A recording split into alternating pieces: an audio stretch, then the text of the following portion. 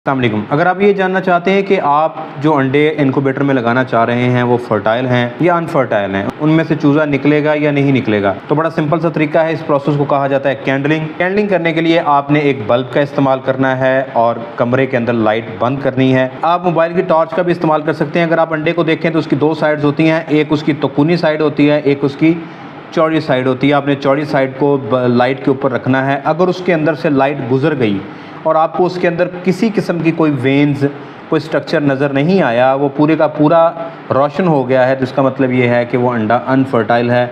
वो इनक्यूबेटर में रखेंगे तो उसमें से चूज़ा नहीं निकलेगा। लेकिन जिस तरह आप स्क्रीन के ऊपर देख रहे हैं, इस तरह से उसके अंदर आपको एम्ब्रियो नज़र आता है, कोई स्ट्रक्चर नज़र आता है, हल्की हल्की वेन्स नज़र आती हैं, या लाइट पूरी उसके अंदर से नहीं गुजर रही, तो फिर इसका मतलब ये है कि अंडा फर्टाइल है। आप इसको इनक्यूबेटर में रखेंगे तो चूज़ा निकल आएगा। बड़ा आसान सा तरीका है। इस तरह से करेंगे तो आपकी हैचेबिलिटी 90% से